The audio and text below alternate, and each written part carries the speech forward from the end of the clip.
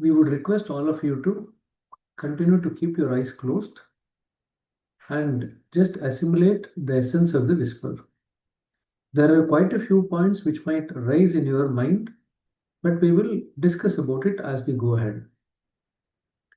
So this is a whisper which was received on March 15, 2000. Babuji is writing to the medium, Sister Helen. You have passed into another universe, and the spirit that dwells in you is very powerful. You must expect changes in yourself at all levels. Be surrendered and confident. You want evidence, you will have it. Babuji.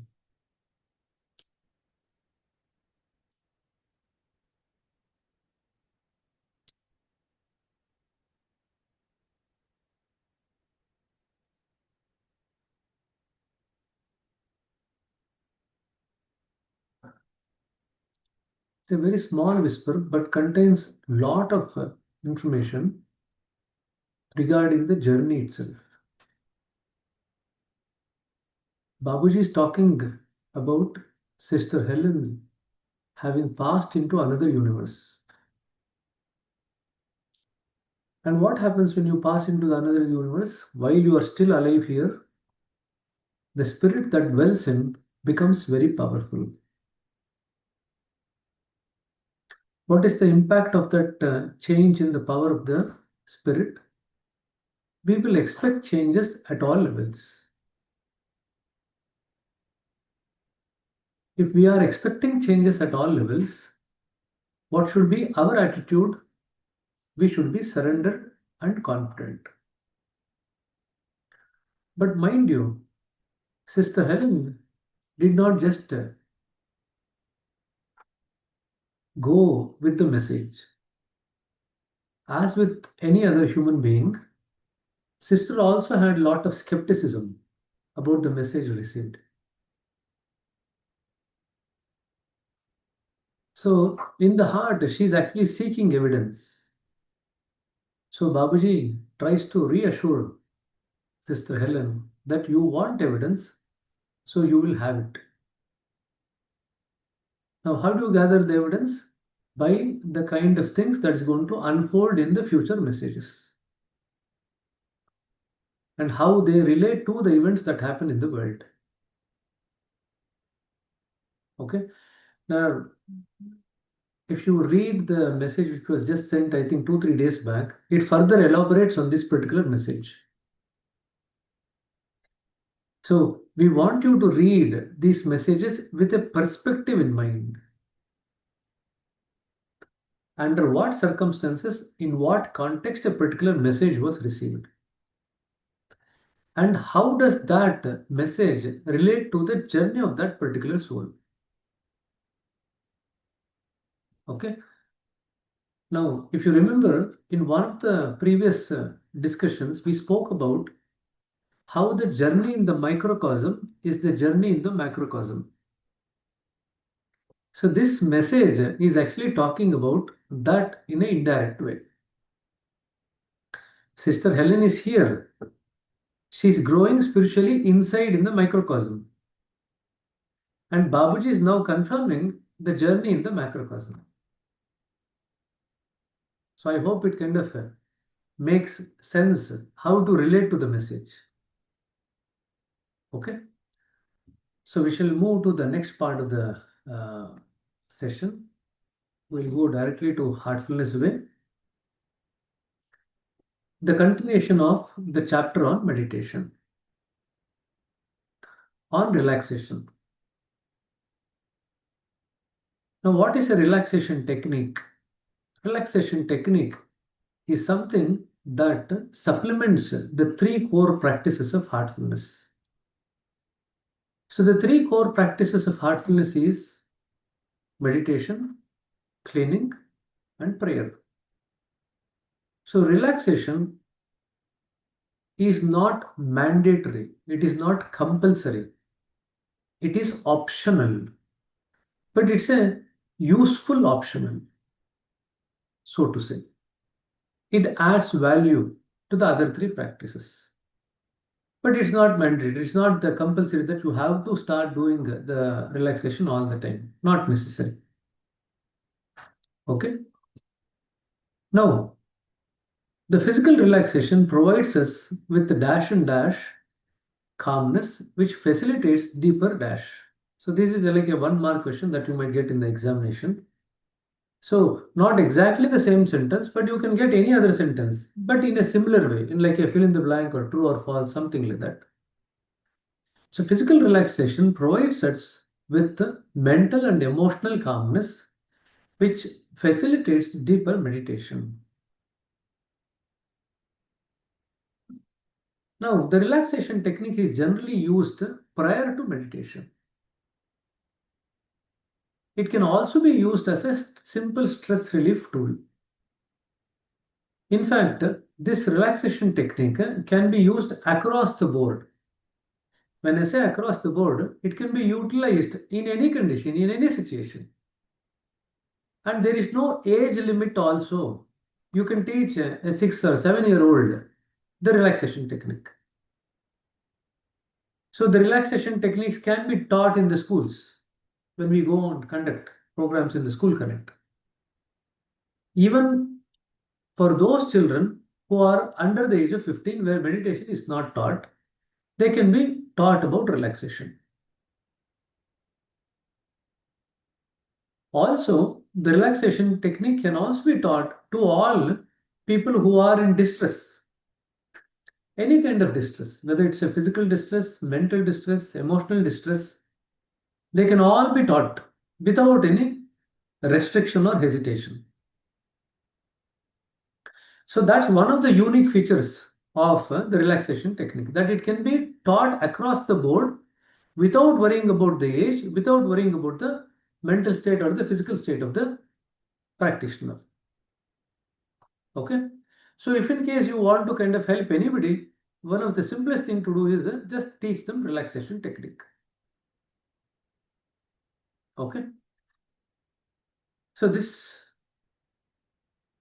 it helps in actually decreasing the stress. It's like a stress removal tool. Now, if you look at Babuji's time and Chariji's time, there was no relaxation technique in practice at that time. It was later introduced by revered Daji. Now the question comes, why this relaxation technique now? Is there any need for it now? What is the reason why revered master has introduced this particular technique? Compared to the times that we used to have in the past, our lifestyle has changed immensely. These days, we have to consciously relax ourselves. We have to come to a state where we have to make efforts to achieve effortlessness. So that is what is happening. So there is a much more complication of our lifestyle than what it used to be in the past. If you just take the kind of changes that we have seen over the last 20-25 years in terms of the computer, the IT revolution, the social media revolution, the digital media revolution, the phone revolution, there are so many things which actually bombard and stimulate the mind all the time. Even if you take prior to 90s, it was not there. So in other words, we are constantly stimulating and bombarding ourselves with lot of stimulus. Now that necessitates the need for us to have a relaxation technique. So it's a very important sentence that Daji writes here. He says that we have reached a stage where we have to make efforts to achieve effortlessness. So what does relaxation do in then? Relaxation helps in making the meditation effortless. And effortlessness is absolutely essential as far as meditation is concerned. If you remember one of the earlier sessions, we spoke about the need for not using the force. in meditation. In other words, meditation is a form of relaxed waiting with patience, so that things can actually unfold from within as we continue to meditate. Now, what happens if you are not relaxed? If you are not relaxed, you are you are busy, or you tend to apply physical and mental efforts. So we constantly have to adjust ourselves in our thoughts and awareness. So when we use efforts during the meditation, in a way you can say you are actually interfering with the work of the meditation. And that's something that we want to avoid to get the best result out of the meditation. If you remember one of the previous sessions, we did say that meditation is a tool for us to change from the current version to the best version of ourselves. If it's a tool, then it has to be applied appropriately. Now, if it has to be applied appropriately, all the nuances of how the tool needs to be used should be clear in our mind. And one of the things that needs to be very clear to you about meditation is that it's an effortless activity. There should be no effort involved as far as meditation is concerned. So this is something to keep in mind.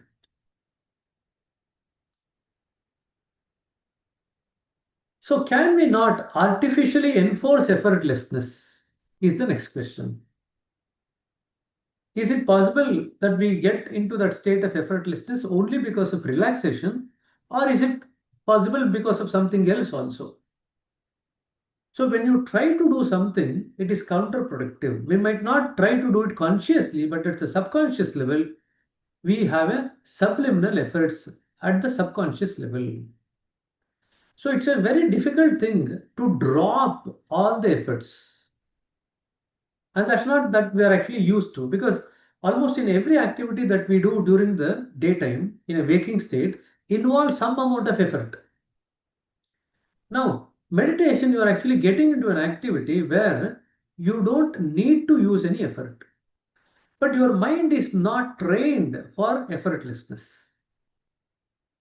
If that is the case, how to train the mind for effortlessness? That is where the relaxation technique comes in. So when we try not to do something, again there is an effort involved. To enforce a state of effortlessness upon ourselves artificially, we require a big effort, and it's counterproductive because it's going to interfere with the work of the meditation. Now, effort, why is that we always are having the tendency to make an effort? Because that effort is always rooted in the primal state of restlessness. Now, it's in the soul's interest, inherent need to return to its original state to unite with the source.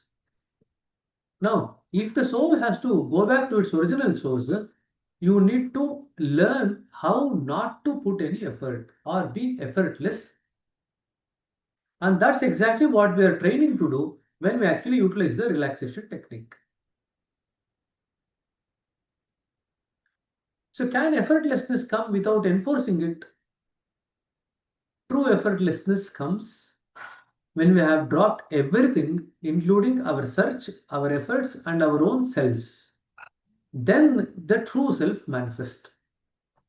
Our original self or our original existence manifests when all the effort to reach it is actually dropped off. And please underline this, that we drop our own selves. Now, there are two selves here. When we say that we drop our own self,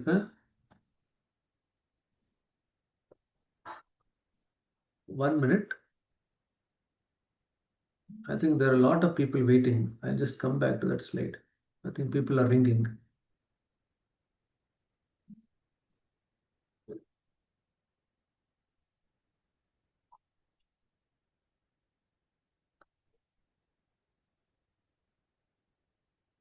Okay, you should go back now.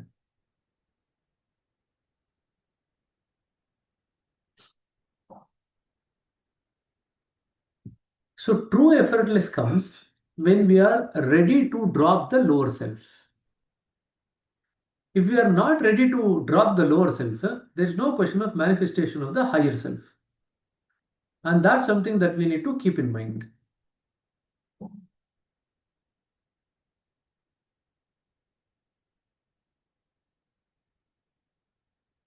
And sometimes when we use some of these terms, like the lower self and the higher self, it appears a bit confusing initially unless we get clarity in our mind about these things.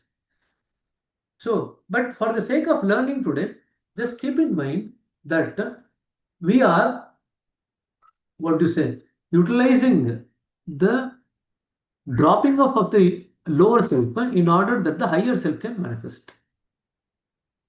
So, in dropping dash, you become the very thing that you seek. And the answer to that is in dropping yourself.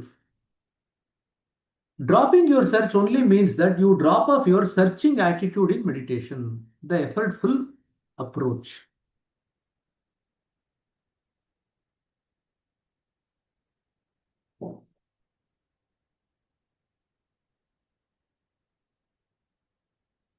Now, how does relaxation help us in going towards a state of effortlessness? That's the next question that we have to ask ourselves.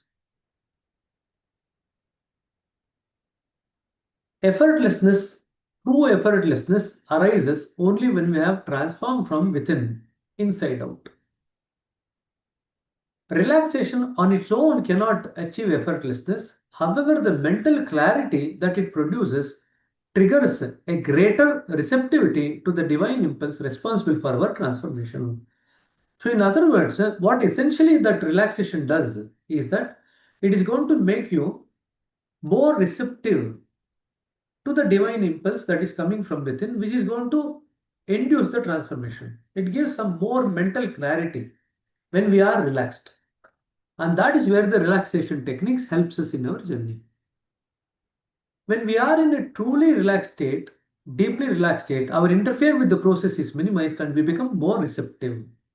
So if you want to kind of put it in one word or one sentence, what does relaxation essentially do as far as helping meditation is concerned is it actually makes us more receptive. That is what it does. When we practice relaxation, we become more open to the subtle showers of dash that soothe our meditative hearts. We become more receptive to the transmission. So, in other words, if you are able to utilize the relaxation technique, it can actually make you more receptive to the transmission that you receive for your own transformation. Okay.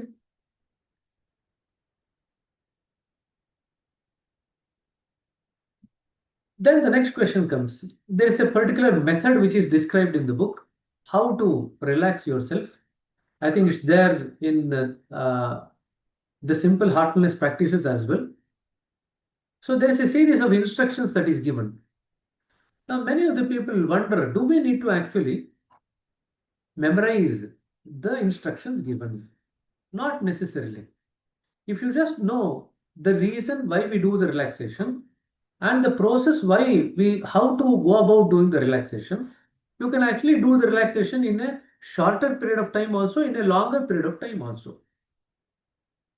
But one of the most important things that you have to keep in mind when you are actually doing the relaxation is the pauses that you give between two instructions. There are many people who actually tend to kind of give the relaxation, but they don't pause in between two instructions. You say, let this part of the body be relaxed, but you don't give the pause. In other words, it is the pause that actually helps in inducing that relaxed state. That being the case, we should never give the instructions regarding relaxation in a very fast paced way. We have to do it in a very slow pace with lots of pauses in between. Now, one of the things that we need to understand is that what does pause do? Pause actually brings us in tune with the power of time. That is the essence of using the pause. Whenever we give a pause, this is also important when you become preceptress. When you do work as preceptress, there are certain times when you actually pause. Now, this pausing is the time period when you actually get backed by the power of time itself. Now, remember, the way that we look at time is that it is just the like a mathematical thing. Okay, now few minutes now, 15 minutes passed, 30 minutes passed. We do not look at the time as power. But if you look at how the creation came in, you will be amazed to see that time itself is power. Now, we don't normally tap into the power behind the time. The pause that you give while giving the relaxation technique actually helps you to tap onto the power behind the time. And that's very important. That is something that you will read when you cover the complete works, volume 1 Babuji. Okay, so just remember that's one of the commonest mistakes that is done. They don't give enough pauses in between. So in other words, you don't actually need to by heart the relaxation technique. Once you know how you are supposed to do it, then you can just use your own words, which may intuitively emerge as you continue to get that relaxation done. After some time, you won't even require the method. You won't need to go through the entire process in such a systematic way. Within a space of a single breath, you will be able to relax yourself completely. So we have not actually gone through the entire sequence of how to get a person relaxed. It just says that please refer to the such and such a page in Hartfieldsville. They have actually given that uh, method. So I'll pause here for some period of time. I'll take some questions before we actually jump into the topic of meditation. So please go ahead and ask any questions that you might have on the process of relaxation or on the technique of relaxation, either of them. Hari Krishna, please go ahead.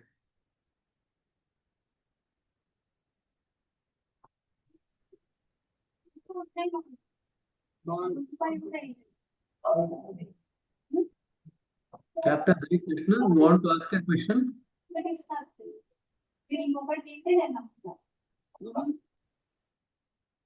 So Vidya sister, please go ahead. Brother, can you please explain that the power of time? I did not get it very clearly. I did not understand. Please. See, that concept will come in the context of how the creation happened. Okay. So I just wanted to bring that point to be highlighted here so that you understand the importance of time, of pause. Okay. This is also very important in psychology also, psychiatry also. It's Okay. as much important in spirituality also. Okay? Okay. The importance of a pause. Many times it is not necessary that we have to answer immediately. Yes. In fact, if you read the complete work, the Heartfulness Way, in the initial part of the discussion with Daji, Joshua Pollock writes that in the first or second page itself, Daji always gives lot of pauses. Yes. Yes. And the poise is very important, what we notice. No, pause is different, poise is Poise different. is different. Don't confuse between these two. Okay. Okay. Brother. Pause is different, poise is different. Mm. Okay. Now, in the pause, it allows some time for the listener to reflect on what they have received. Okay. When the receiver actually reflects on what they have received, they can get multiple perspectives during the pause. That's one of the advantages of the pause. Okay. And it's also there in Lalaji's principles of communication about the importance of pausing. Okay, so please keep that in mind. Even during the course of the sittings, yeah, there are a lot of pauses given. Now, you might allow your system to adjust to the work of the sittings. You must allow certain conditions to emerge, some of the samskaras to emerge for the next part of the sitting. So there are quite a few benefits of pausing. Okay. Now, one of the things that you people need to develop as you progress towards your perceptive training is how to effectively utilize the pause. If you do the 16-hour heartfulness communication course, there again, this aspect is emphasized. The pause gives the person who is actually talking to, what do you say, uh, to go back in the thoughts that they're actually trying to deliver and reconcise it, and for the receiver to actually receive with multiple perspective possibilities. So it's a very, very important thing, the pause. Okay. Not just in relaxation, in every conversation. In all relaxation, though, it's very important because suppose you give instruction that now let the ankles relax, let the lower legs relax, and you don't give time for relaxation at all. You just move to the next part of the body. So there is no time for the mind to acknowledge the instruction given and appropriately respond. So after every part of the body which is actually talked about relaxing, you have to give a pause. Now it's up to you whether you want to give 1 or 2 second pause, you want to give 4 5 second pause, it's up to you. So somebody has asked a question about the duration of relaxation. The duration of relaxation should be appropriate in such a way that it does not actually delay the meditation, but appropriately prepares the abhyasi for the meditation. So there is no fixed duration as such. You cannot say you do relaxation in 3 minutes or 5 minutes or 10 minutes. It doesn't matter. So if you see when Daji visits different centers and Daji is still on his way, they take 15 minutes to put the abhyasis into relaxation. Yes, yes, yes. You've seen that happen. And Yes. there are times when the relaxation is kind of finished in 3 to 4 minutes. So that is coming on the way. They get the information. So they want to kind of Continue. essentially talk about the time. It's about preparing the abhyasis so that they are ready for the meditation post relaxation. That's the gist of it. So don't worry about the time period. Okay? Thank you.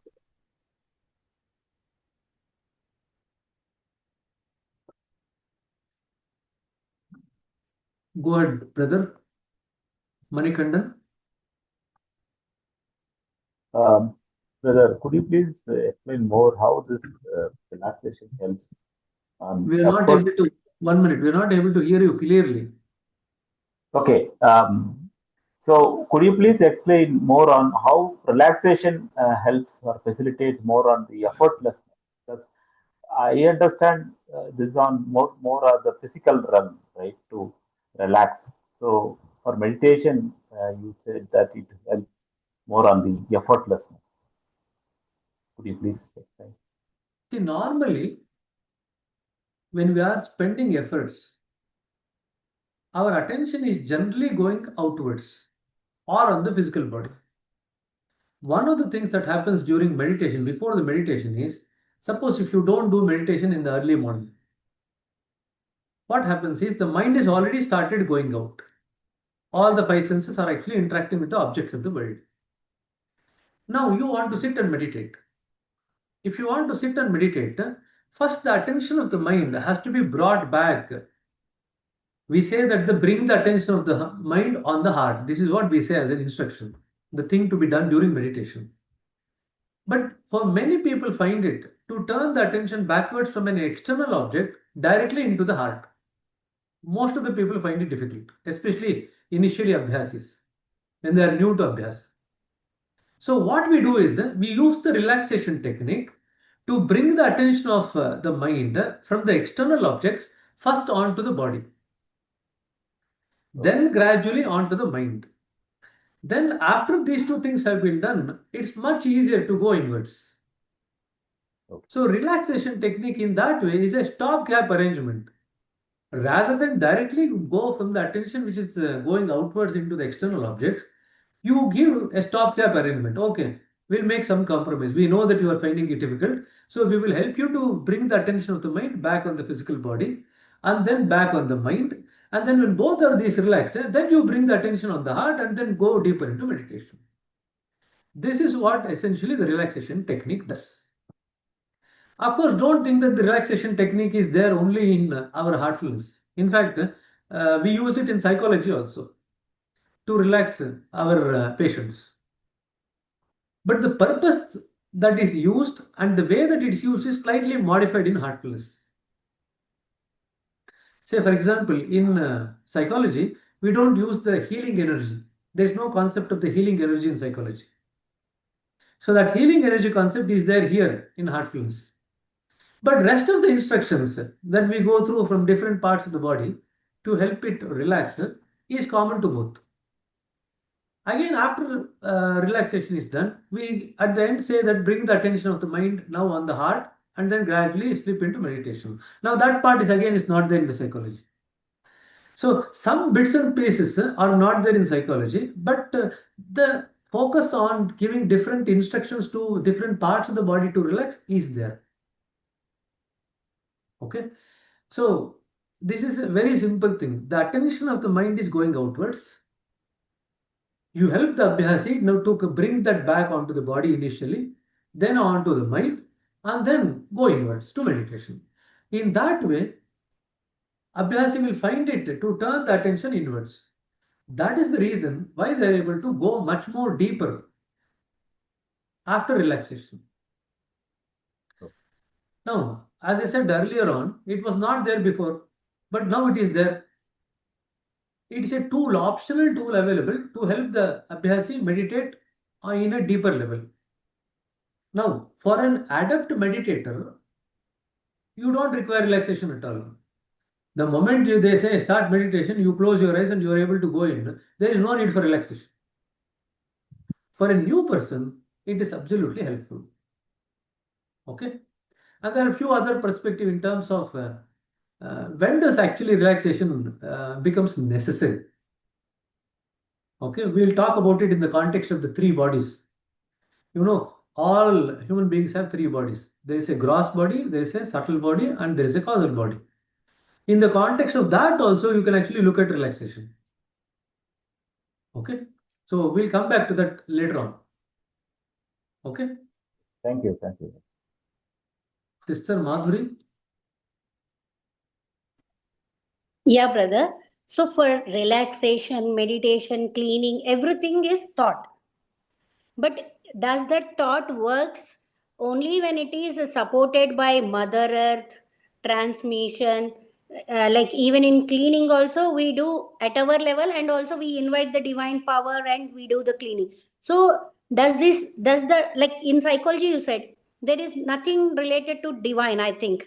So even there it works, or only when it is attached with the divine the thought works, either in relaxation, meditation, or cleaning? The context in which a particular thing is implemented and the process through which it is implemented makes a big difference in how it is going to unfold in terms of its result. So just keep that in mind. So all the things that you are doing is in the context of the divine activity of trying to relate to the divine through meditation. That's the fundamental reason that you are actually doing. Yeah. And meditation is not a thought. Meditation is an act. You are meditating. It is not a thought. You are meditating. It's an action. My divine light within, I say, na, that is the supposition. That is the supposition. But meditation itself is not a thought. It is an action. So don't get confused between the suggestion that we take at the start of the meditation and meditation itself. They are two separate things. So the supposition at the start of the meditation actually helps you in the act of the meditation. And the act of meditation is supposed to be effortless. And the relaxation techniques helps in getting that effortlessness. That's all it does. So that's how they are all related. Okay. So mere thought. Again, the cleaning process is also a very active process. It is not just thought. It's a very active process. In fact, if we were to explain the cleaning process, there are so many processes involved in the cleaning. You have to make the sankalpa, you have to bring the attention, you have to give the suggestion that everything is going out of the back in the form of smoke or vapor. You have to imagine that, you have to use willpower, then you have to draw the divine power, the divine current. You have to utilize that divine current for the cleaning further. There are so many processes involved. Where is the question of just thought? It's something that you actually feel. In fact, many times when people actually do the cleaning process, they actually talk about the back becoming very hot, heated. Sometimes people perspire, they sweat. So there are a lot of things that happen during the cleaning process. So don't think that it's just a thought. None of these things are thought. It's an act that you do, it's an action. But only thing is, some are effortful action. For example, cleaning is an effortful action. Meditation is an effortless action. Okay, so that's the big difference. So in cleaning, we are actually making a lot of efforts and we're also utilizing the willpower. But in meditation, we are actually waiting in a relaxed way, calm way, restful way for things to unfold inside. Okay? Okay, sister. Okay. Okay. Arun Kumar. Brother, for relaxation, soul appearance presence or not? Relaxation only for body or need to soul also? It does not apply to the soul. It's only into the body and the mind. Okay, okay, Okay? okay. Shamla.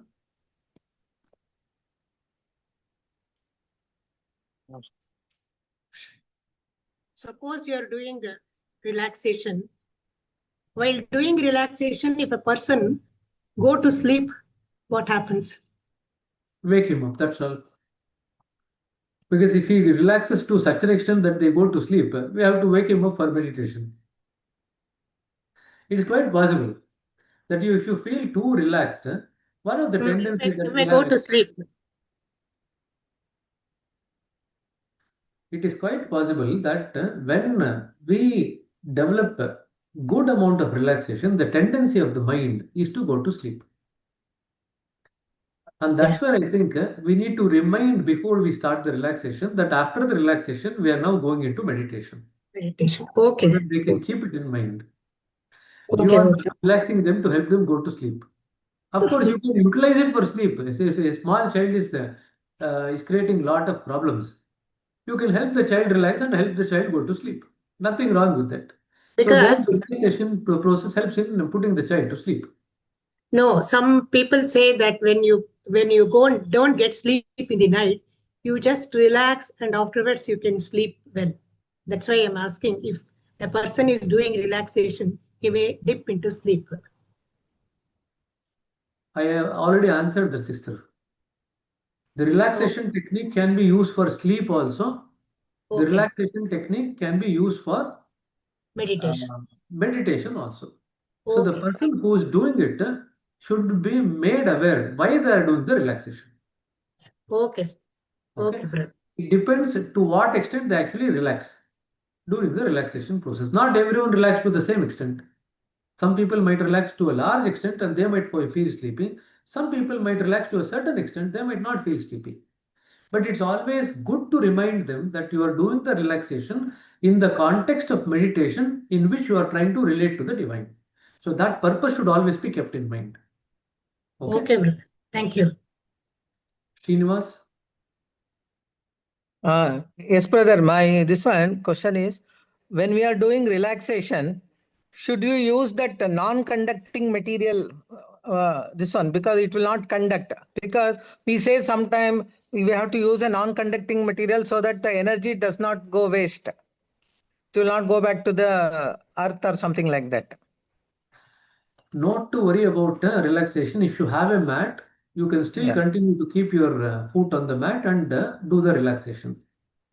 You don't need to worry about the mat not conducting the healing energy from the earth. No need to worry about it. Okay. Thank you, brother. No Thank you. problem. So I think, shall we continue to the next part of the session now about the meditation? There are subtle aspects of the meditation that we are going to cover today. Some of them we had discussed in the past, but there are other parts that we are now going to cover. Okay, so let's now proceed to the next part.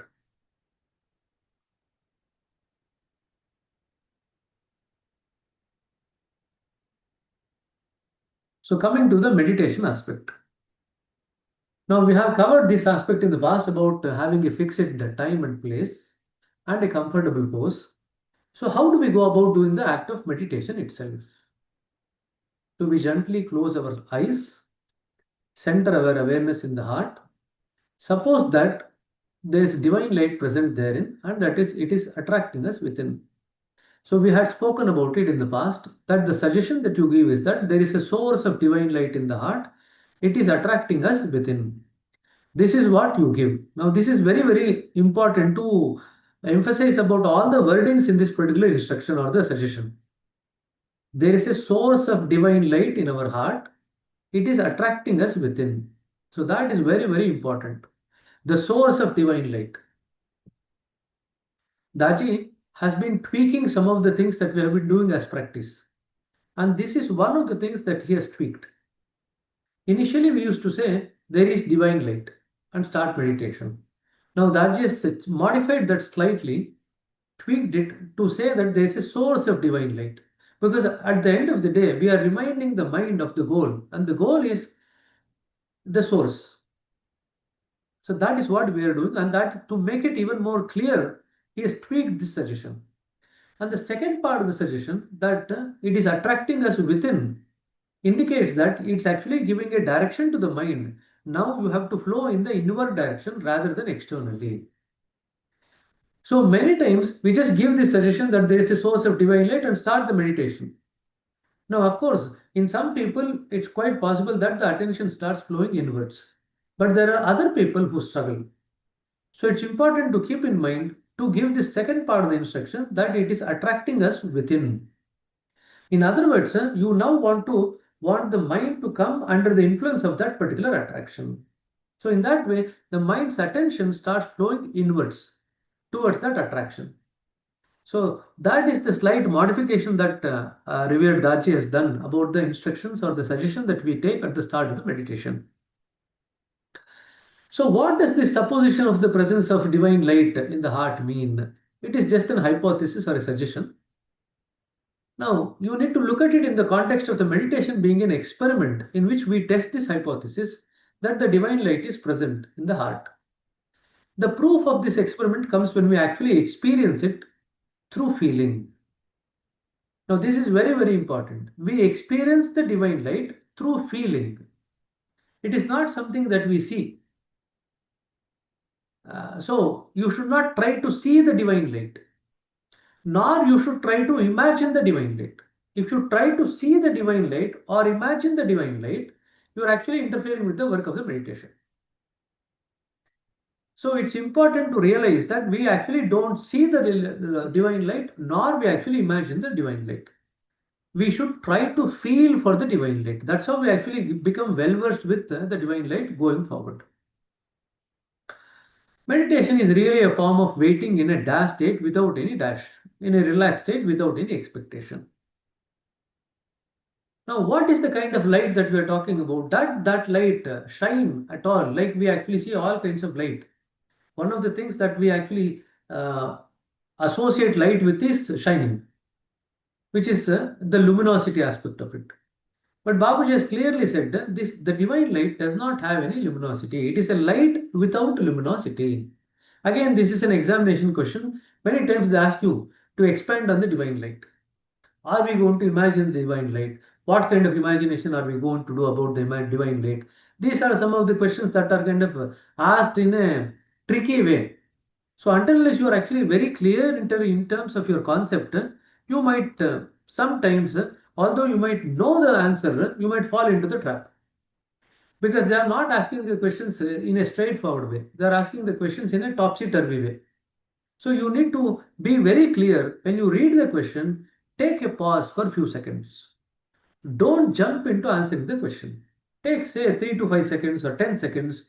Just ponder on the question. Once it is clear, the question what is being asked, then you try to answer it.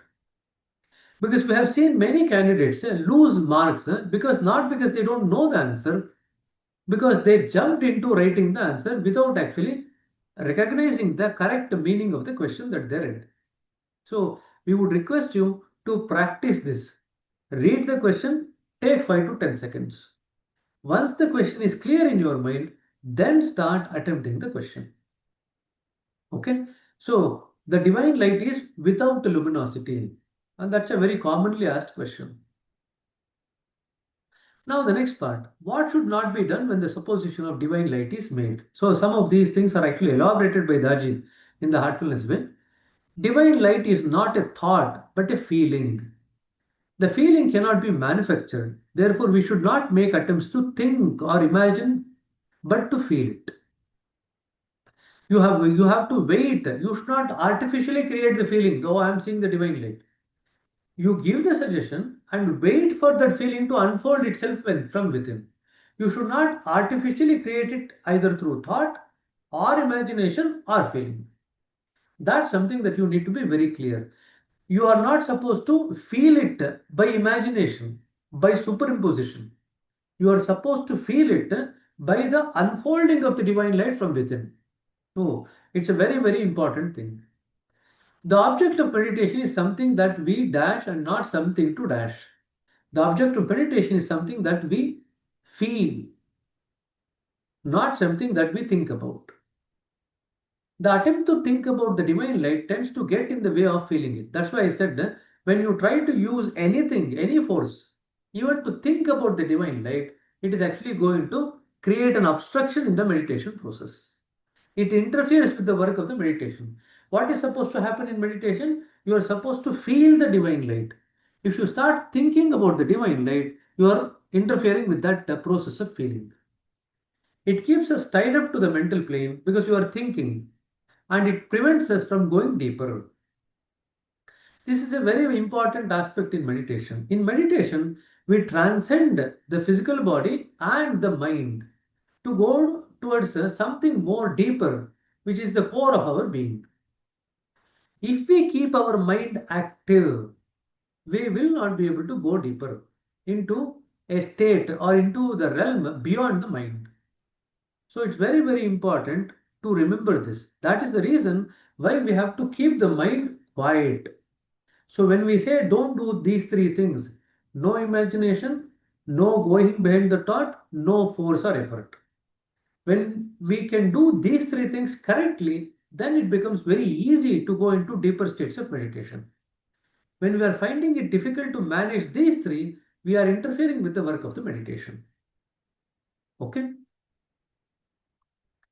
Now, we shouldn't repeatedly remind ourselves that the divine light is present in the heart and it is attracting me within.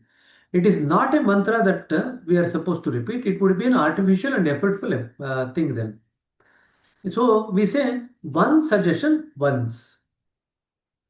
Suppose you are meditating and you get a thought, and without your awareness, you go behind the thought.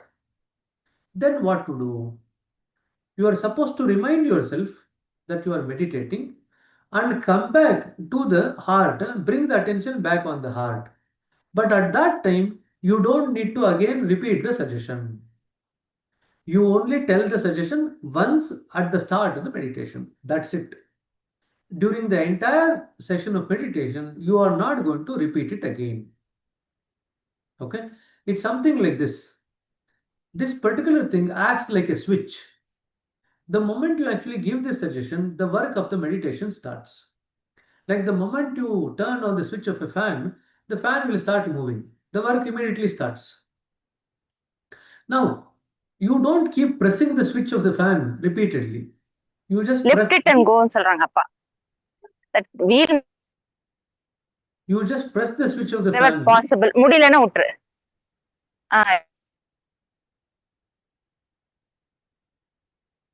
You just repeat the suggestion only once and you will not repeat it throughout the course of the meditation. Please remember that. Even when we recognize that we have gone behind a thought or we have started imagining certain things, And once we become aware that we are doing this and we bring the attention back on the heart, we do not repeat the suggestion. So this is very, very important. Sometimes they ask you this question in the examination to just trick you. They'll just ask you, how many times do you repeat the suggestion during the meditation?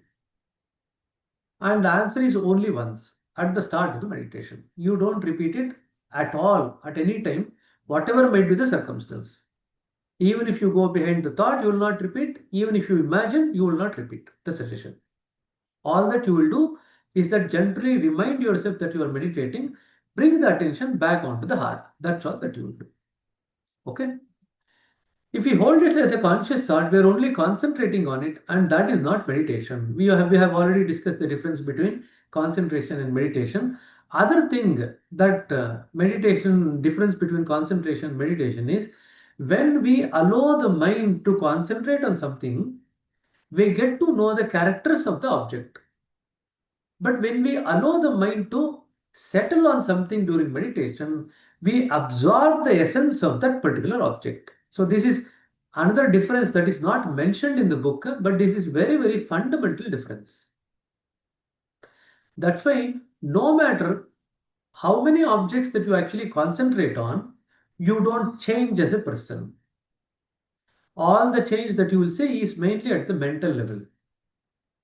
There is no unfolding of the spiritual level. But when we actually meditate and allow the mind to settle on an infinite object, we start absorbing the essence of the divine, the infinite object, and that becomes the seed for our change. So absorbing the essence is possible only when we allow the mind to meditate and settle on a particular object. When we allow the mind to settle on an object by concentration, by using force, all that we get to know is about the characters of the object, but we cannot absorb the essence of the particular object. Say, for example, if we were to look at the food that we have on the plate, we can look at all the texture, or what do you say, the color, the state of the food, the different kinds of material that is kind of used to prepare the food. All these things are visible on the plate of the food. You can work out the character, whether they are big, they are small, whether the vegetables have been cut in this way or that way, whatever. Different characters you can work out from the food that you have. But only when you eat it, that you actually are able to absorb the essence of the food and make it part of you. So meditation is that process where you actually absorb the essence of the thing and make it part of you. No amount of concentration is going to give you that capability. So this is another fundamental difference, please remember. Even if that thought never occurs to you, to your conscious mind, rest assured that you are still meditating. So sometimes we drift behind the thoughts. So Babuji also differentiates between the meditation that occurs. Many people complain about the thoughts that they get during the meditation and they start wondering, are they meditating or not? So even if sometimes you feel that the thoughts are coming in the conscious mind, the subconscious mind continues to be in meditation. So you don't need to worry. You can feel rest assured about it. Now again, further elaboration on the divine light. What divine light is not? It is not something that can be visualized or imagined in any way. It cannot be an electric bulb, candle, daylight, neon light, or light from any other material source, because all of these lights are with luminosity. And the fundamental difference is that the divine light is without luminosity. Then why not simply meditate on the source? Why even bring divine light into this? So we said there is a source of divine light in my heart. Why actually talk about divine light at all? You just say there is a source and I'm meditating on it. What would be the result of that? The thing is, when we actually think about the source, we are not able to conceive it as it is infinite. It defies thought and even unconscious thought. No matter how much we try to conceive it, it will not be a real thing. So it's very difficult to conceive the source. Yeah. That's why in order to help us settle in meditation, we actually bring the concept of the divine light.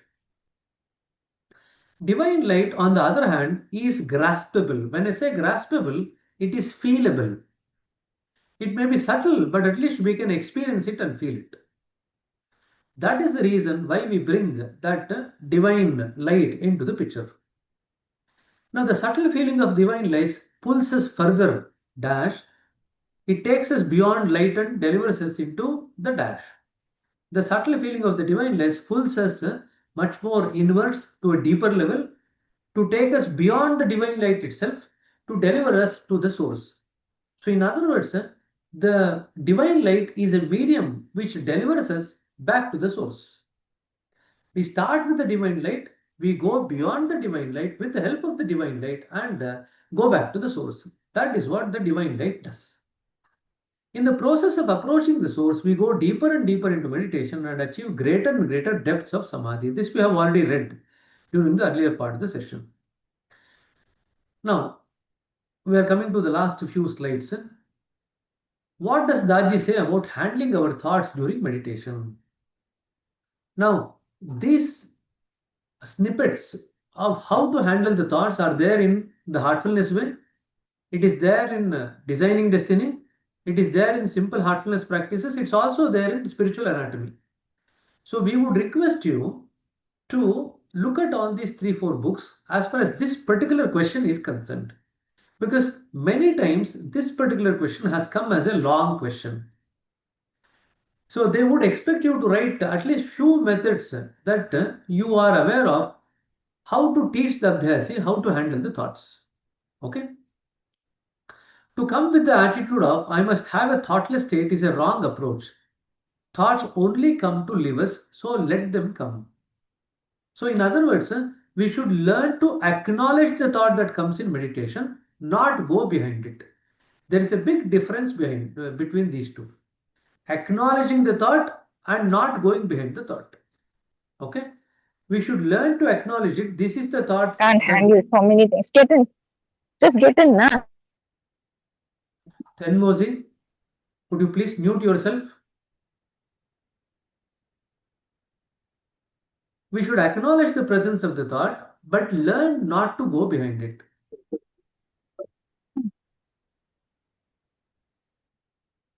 Most of the time, what happens is we have developed a habit of the mind to go behind any thought that comes to the conscious level. That is what we have trained our mind. Now, in meditation, you are training the mind to do a different thing. To acknowledge the thought, but not go behind it automatically. So, essentially, during meditation, you are retraining the mind. Please keep that in mind.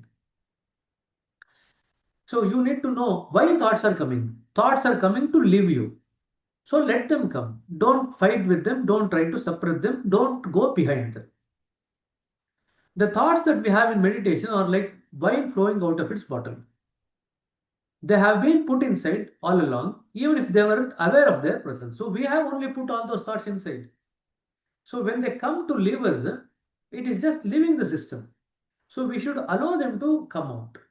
So what comes out of a wine bottle, whatever wine has been put into the bottle is what comes out of the wine bottle when we pour it. We have not put wine into the bottle itself. Even when we pour it, you don't get any wine. So in other words, what comes out during meditation is what we have put into the mind at the conscious and the subconscious level. That is what is coming to leave the system. So we should learn to accept the thoughts that come during the meditation. We should accept our thoughts and even love them. They are not your enemies. Okay? Now, loving does not mean go behind it during the meditation. Please remember. Okay? When we are more attentive to the heart than to our thoughts, they no longer bother us. We just have to become inattentive to thoughts. So we have just now said, don't pay attention or don't go behind the thoughts. How do we go behind the thoughts? We pay attention to the thoughts and that enables us to go behind the thoughts. So what we do during meditation, we are inattentive to the thoughts. So we become inattentive for quite a few reasons that we shall discuss later on. But essentially, you should be inattentive to the thoughts. Thoughts and emotions are like waves on the surface of the ocean. They may disturb us if we stay attentive to the surface, but if we sink deep into it, it does not disturb us. So when we go into deeper aspects of the meditation, whatever happens on the surface of the ocean will not bother us. If you fight with thoughts, you will lose. That's another thing not to be done. Do not fight with the thoughts. Don't try to suppress them. The more we fight the thoughts, the stronger they become. So don't fight with them. Just let them be. So this is a very, very important question that many times has come in the examination. So please prepare yourself, and I've given you 4 sources: the Heartfulness Way, the Designing Destiny, the Simple Heartfulness Practices, and the Spiritual Anatomy. So sometimes Daji also has said if the too much of thoughts are coming and it's bothering you, you can open your eyes for a few seconds and again close the eyes and go back to meditation. This you can do quietly. So that's another way of dealing with the thoughts. So one of the fundamental things that we learn in meditation is how do we actually deal with the thoughts. And this is something that every Abhyasi who is going to join as a new Abhyasi is going to pester you with. How to handle the thoughts. Okay, and they will say that I try to concentrate on the thought. That's one of the things that they say. They say that I want to be thoughtless, so they want to suppress the thought. So it's important for us to educate them that in meditation we are only trying to regulate the mind and not get into an artificial state of suppressed thoughtlessness. That is not what we are doing. If you want to suppress the thoughts, you are using effort, which goes against the essence of meditation. Okay. Now, how do you handle difficult experiences in meditation? The reason for intense emotions and thoughts is because we tend to repress them in normal course of our lives. So during the meditation, when you don't suppress or repress them, automatically it comes to the surface. All that we need to do is learn how to handle them. So in other words, in meditation, there is no suppression or repression. We should know that they are in the process of living us and pay them no mind. We should just remind ourselves that we are meditating and move on. Daji says that we should be happy that we are having turbulent meditation because it shows that they have released something that they were harboring inside. So whenever we have disturbed meditation, it just indicates that something which was harboring inside at the deeper levels of the subconscious has been now brought to the surface and has been allowed to go out of the system. One of the things that you will feel secondary to this process is that you will feel lighter. When certain things are cleaned from your system, you will actually start feeling lighter. Now, the issue of consciousness, subconsciousness, and the superconsciousness. So Daji is stuck on this particular topic. So we'll just kind of go through that. Where is consciousness, subconsciousness, and superconsciousness? All of us are aware of conscious mind and subconscious mind. But we don't pay attention to the superconscious mind of our existence. So Vivekananda, how does he describe about consciousness? He says consciousness is a mere film between two oceans. The ocean of superconsciousness above and the ocean of subconsciousness below. The subconsciousness is below our conscious awareness. Superconsciousness is above our conscious awareness. Both are vast and infinite. Now, subconsciousness is filled with remnants of our experiences. When we sleep, we deep dive into the ocean of the subconsciousness.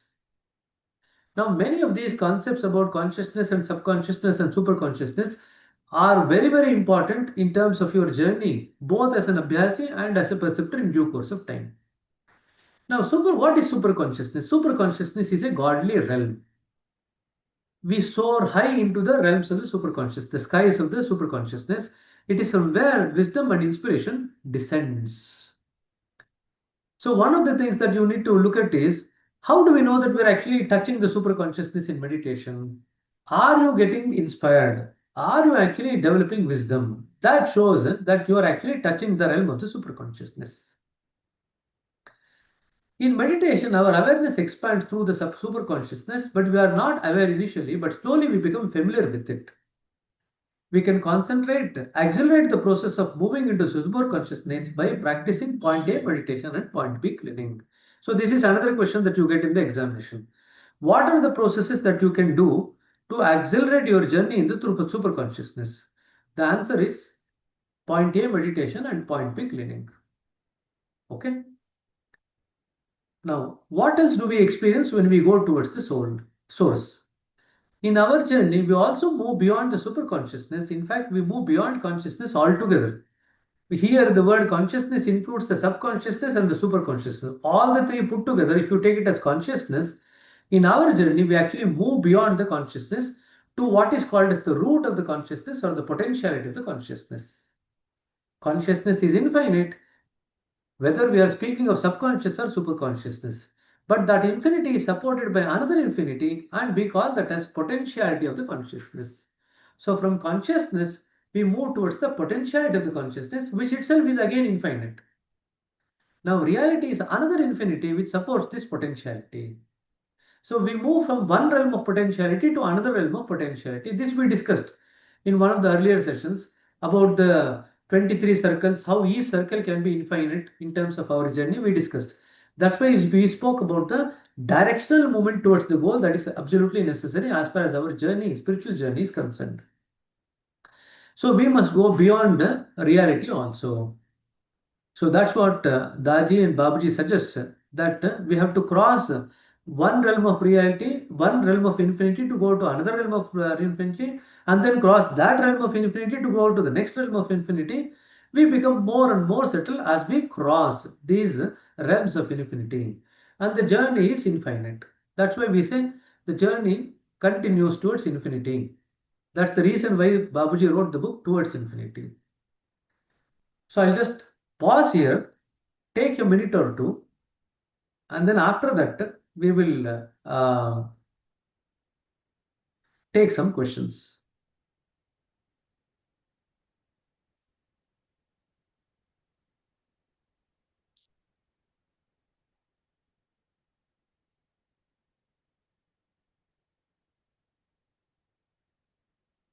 We will share the slides with you. We'll also share the recording, so not to worry.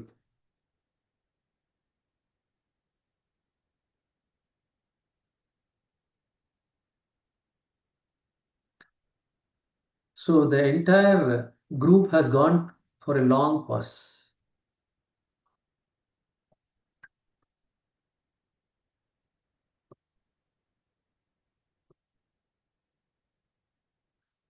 Nirmala? Brother, what exactly is meant by potentiality in this context? If you look at consciousness as a manifestation, every manifestation either should have an essence or root behind it.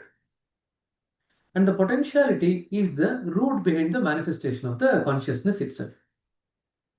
And that is why you use the word potentiality. So Babuji talks about the mother tincture from where everything comes. And that is the potentiality. Okay, the root of the consciousness. You look at the consciousness as an output of that particular root. So we actually go to the root of the consciousness, and then we go beyond the root of the consciousness to reach the center. And the center is the reality that we are talking about.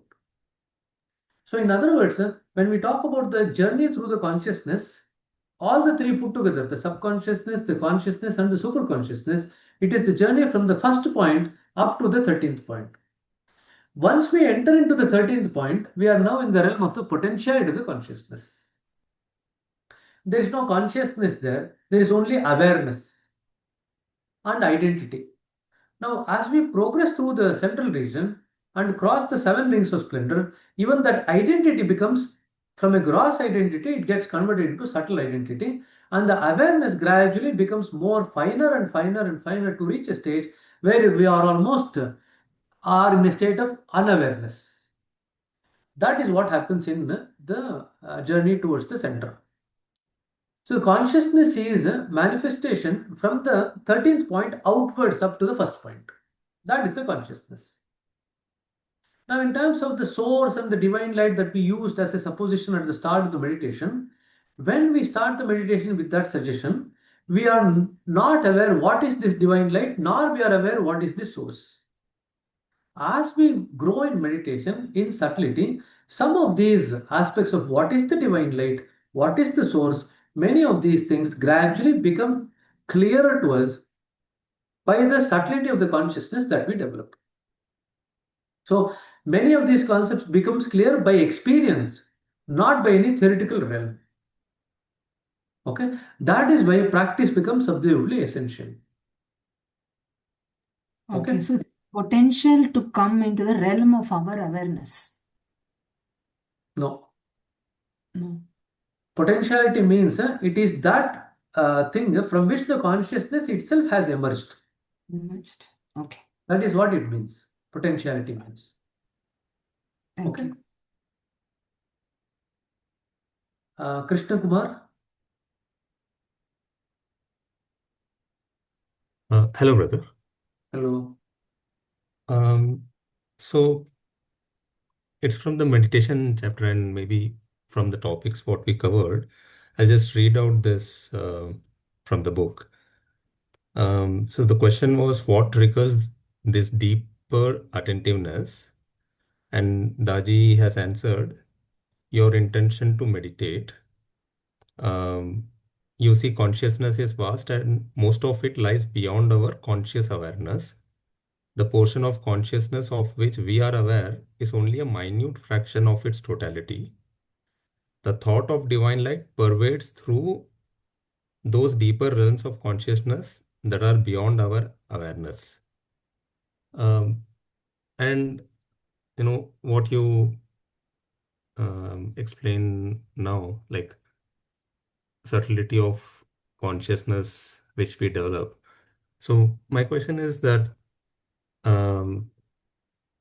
so giving that example of Swami Vivekananda's statement that consciousness is the thin film between these two, is that thin film, like, is our consciousness, increasing, or we are actually getting aware of the super consciousness? That's what my doubt is. So it's a bit confusing when they say that the consciousness is a thin film. And then we talk about the entire gamut from first point to 13th point as consciousness. Right? So it's a bit difficult, but you have to remember that the word consciousness is also there in the subconsciousness and superconsciousness. Okay. We only talk about the sub and the super in the context of the awareness. So what Vivekananda talks about as consciousness as a thin film is the realm of the awareness. Now, the next question will come. All of Abhyasis have this question. What is the relationship between consciousness and awareness? That is written in the heartfulness way. Many people tend to overlook it. Okay. Now, suppose you take consciousness as a circle. The periphery of that, the circumference of that circle is the awareness. The outer boundary of that consciousness field is the awareness. So when we say the awareness is expanding, we also mean that the consciousness is expanding. Because if the outer circle is expanding, the circumference is expanding, the consciousness also has to expand automatically. Okay. So they are closely related to one another. Although we use these two terms interchangeably, the awareness and the consciousness. So if you take consciousness as a field, the periphery of that field is the awareness. Okay. Now, when we start meditation, we are having a particular field of consciousness. Neither we are aware what is happening in the subconscious mind, subconscious realm of consciousness, nor we are aware of the presence of the superconscious state of consciousness. Both we are unaware. Now, when the field of consciousness expands through awareness, that is why awareness is very, very important as far as spiritual journey is concerned.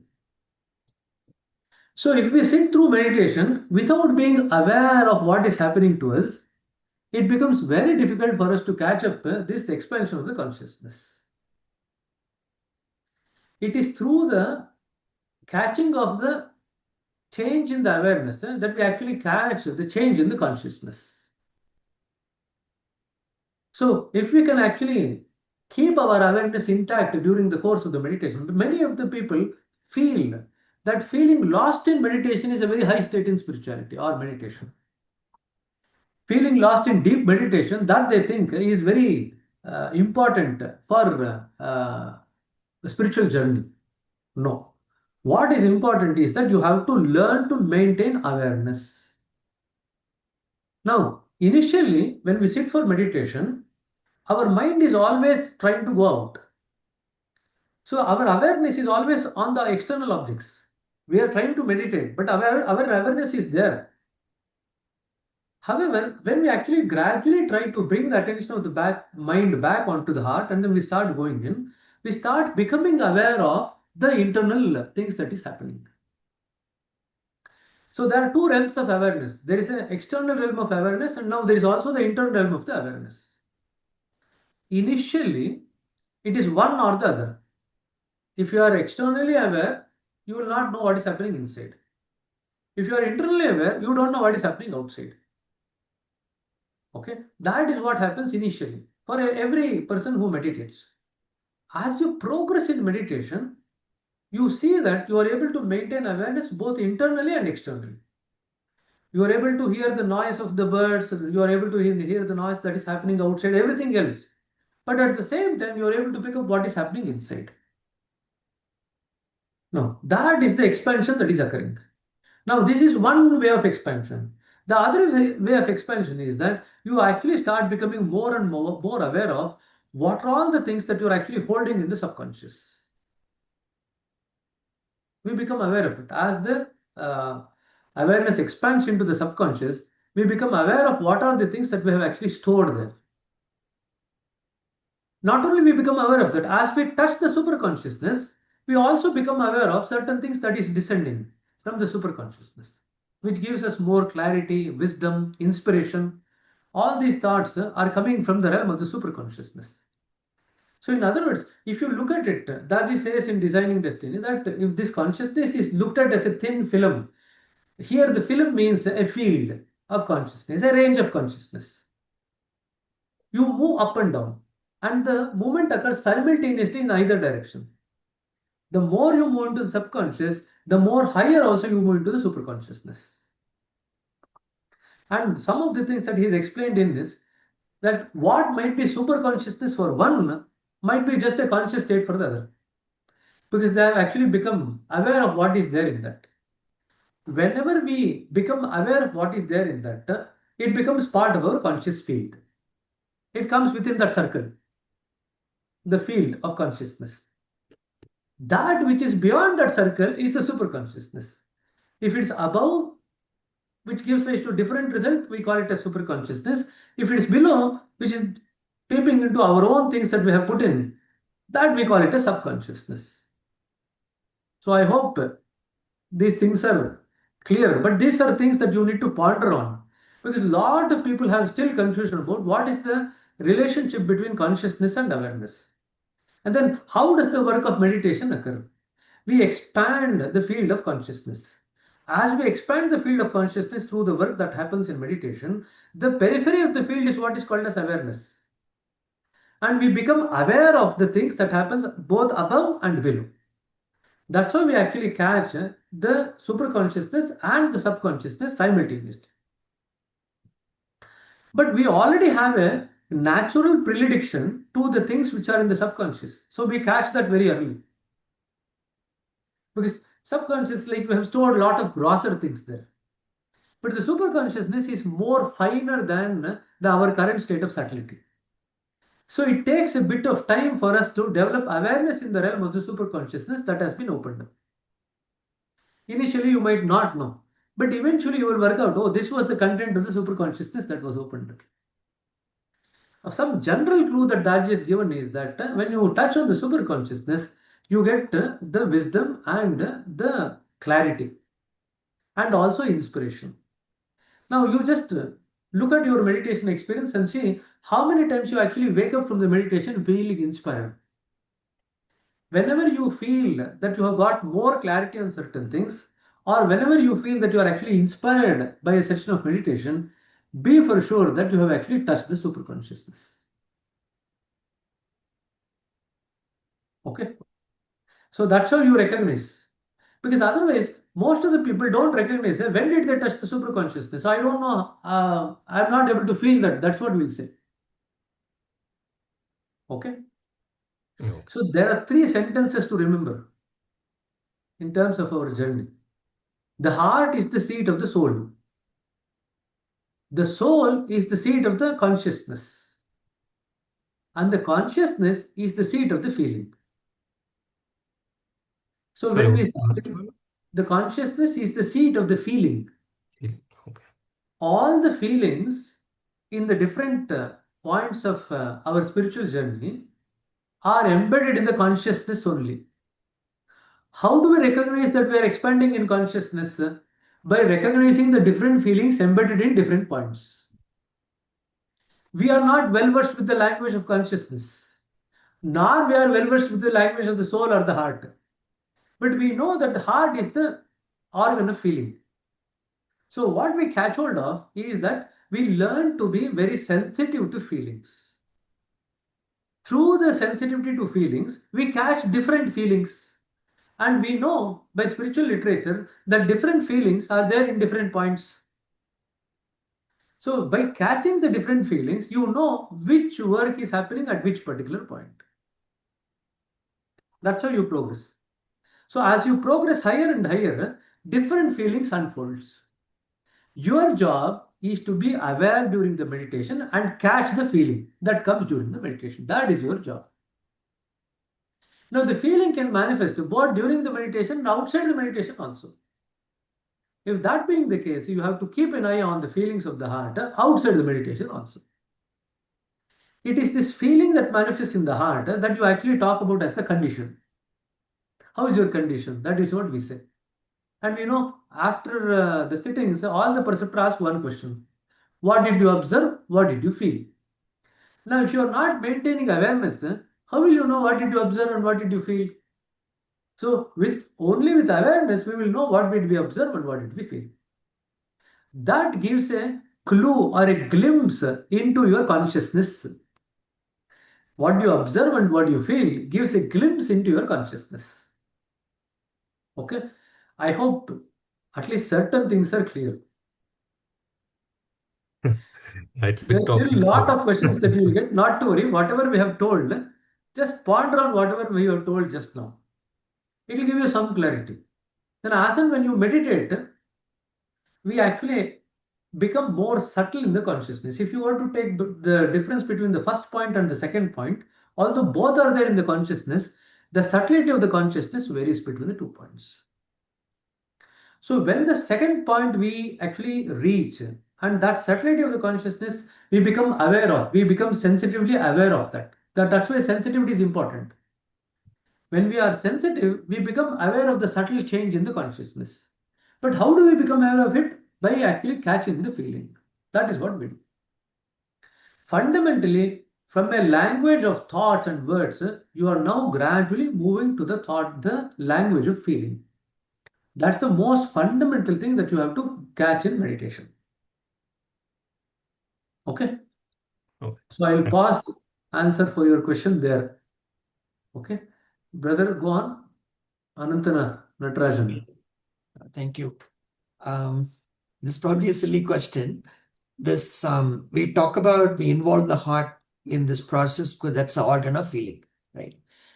But I have some difficulty here because we generally talk about physiologically, we talk about brain and different regions of the brain, neurotransmitters, right? When we talk about feelings, right? And when we talk about the heart, functionally, we talk about the circulatory system and so forth, right? So, I mean, how do you reconcile this difference? One way of doing it is very simple. All the things that you talked about are related to the emotions. The brain related thing that you talked about, the mind related thing. Emotions are related to the mind. They are grosser, they are heavier. Feelings are related to the heart, they are subtler, they are finer. Okay. For example, an anxiety can be an emotion also, can be a feeling also. Depression can be an emotion also, feeling also. As we progress in meditation, we gradually move from emotions which are manifesting at the level of the mind to feelings which are manifesting at the level of the heart. Now, this fundamental difference between emotions and feelings is very, very important. And there again, there is confusion because we use both these words interchangeably. For example, in psychiatry, we have emotional disorders. We don't have feeling disorders. Okay, because feeling is related to the realm of the heart. It is physiological, so to say. It is inherently present in the heart. There again, to take away the confusion between the physical pumping heart and the feeling heart, when we say bring the attention of the mind on the heart, what are we bringing the attention to? Not on the physical heart. It is on the feeling heart that you bring your attention. Because I just now told you, your job in meditation is to catch the feeling that is coming in the heart. So the feeling heart, the mind knows where the feeling heart is. For example, when we love somebody, when we pity somebody, do you know where the feelings are coming from? It is definitely not coming from the mind. It is coming from the heart. We know about it. But we might not be able to pinpoint where exactly is this feeling heart. So if an Abhyasi were to ask you where is the feeling heart, all that you will say is the mind knows about it. You just tell the mind go to the feeling heart, it will automatically go. So when we say bring the attention of the mind on the heart at the start of the meditation, you just say heart region, not necessarily the physical part of the heart, the physical heart itself. It is just the lower heart region, that's all, the lower left side of the chest. That is where you actually bring. That is where the feeling heart is. Now, again, to make spirituality more confusing, we use the heart in multiple meanings. We use the heart for physical heart. We use the heart for feeling. We use the heart for spiritual heart. We use the heart for heart region. We use the heart for heart point. We use the heart for heart chakra. Just see the number of context in which we use the same word. That creates lot of confusion. So whenever you actually read the word heart, you need to be very clear what is the context or the meaning with which that particular word is being used. So when we say the heart point, we are talking about the first point. When we say the heart region, we are talking about the Pind Pradesh, the first 5 points. When we talk about the heart chakra, we are talking about the Anahata chakra. And when we talk about the physical heart, that we are all aware of, the pumping station. When we talk about the feeling heart, that's where all the feelings emanate. The feeling of generosity, the feeling of compassion, love, everything originates in that heart only. Now, when you talk about the spiritual heart, to make it more confusing, the spiritual heart is said to be on the right side of the chest. The physical heart is said to be on the left side. The spiritual heart is said to be on the right side. And the spiritual heart has nothing to do with the physical heart. So, although you asked a question to clarify certain things, I'm actually giving you so much information that it actually, that is why sometimes spiritual literature can be pretty confusing. We all read, until we actually understand all this context, it becomes very difficult. And then the last meaning of the word, the actual meaning of the word heart. Heart means all inclusive. That is the actual meaning. It comes from the Sanskrit word hrud. That's the root word. Hrud means inclusive of everything. Now, if you take the entire creation along with the center, you can look at this entire creation along with the center also as the heart. Because the meaning of the word heart is all inclusive. So the center and entire creation is all inclusive. So you can use that. Now, to make it even more confusing, in this entire creation, which includes the center, you can say the center is the heart of the creation. That is also correct in one way. Nothing wrong with that also. So that's why it's sometimes spiritual literature can be really challenging. So use this, and there is one other way of conceptualizing. There is something called as lower heart region and upper heart region. 1 to 5 points is called as the lower heart region, and the 6 to 10 points is called as the upper heart region. Sometimes, in certain context, to make things easy for our understanding.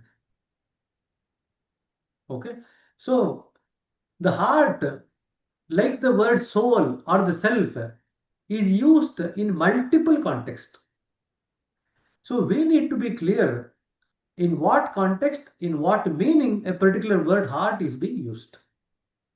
So when we say bring the attention of the mind on the heart, what we feel, what we are talking about is on the feeling heart, where the feeling of peace, love, generosity, compassion, altruism, all the feelings are embedded there in the heart only. None of these feelings originate in the mind. They're all there in the heart. And during the meditation, when we rest the mind on the heart, the mind picks up the feelings that is emerging in the heart, and then it's the mind which responds to the question. Oh, what did you feel during the meditation? It's the mind that answers. The heart cannot directly answer. That is what happens. And the last thing to remember is the heart and the mind, they work as one complex. We call it as the heart-mind field. The heart influences the mind influences the heart. So whenever we change in the condition of the heart, the mind correspondingly responds to the change, and it becomes better. It becomes more subtle. Whenever we actually understand and grasp certain concepts at the level of the mind, that actually also helps in unfolding certain conditions in the heart. So we can actually utilize both the mind and the heart for our spiritual journey. One of the wrong concepts that many people thought, or many people have actually done in the past, is that they have allowed the mind to become very quiet, not taken the help of the mind at all for their spiritual journey. Intellect is part of the mind, and we know that there is a path of knowledge. Gnana Yoga is there as a tried and tested method over millennia. Now, when we say we want to keep the mind quiet, we are also automatically keeping the intellect quiet. In other words, whatever instrument God has given to us, we are keeping one part of the instrument away and saying that we don't want to use this. We only want to focus on the heart. Real journey occurs faster where we actually utilize the heart-mind complex appropriately. And one of the things that we also need to develop as we grow as preceptors is how to take the heart and mind of the Abhyasi together along in the journey. If you say, I'm only going to work on the mind of the Abhyasi, it's going to create imbalance between the heart and the mind. If you say, I'm going to only work on the heart of the Abhyasi and not work on the mind, that is also going to create imbalance. The job of the preceptor is to work on the heart and the mind and take it along together by keeping it in balance. Okay. Now, this is something not many people are aware of. Heart-mind. Because we have seen people where the work has occurred only on the heart because of certain procedures, the mind has gone into a state of imbalance. We have seen states where the mind has been worked on, but none of the conditions have actually opened up in the heart. Both we have seen. That's why Darji says we require well-informed and well-trained preceptors. Now, when he says well-informed at the level of the mind, when he says well-trained at the level of the heart, both are necessary.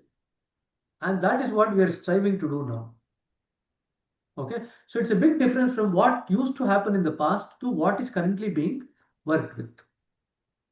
Okay, so learning will not stop even after becoming preceptors. There are so many things to learn as we grow, even after becoming preceptors. It just gives you a license to start learning more subtle work as a preceptor. That is what you are now getting prepared to. So some of the concepts, if you feel is kind of difficult to grasp, not to worry about it. Just keep it in mind. Over a period of time, these things will gradually become more and more clearer for you.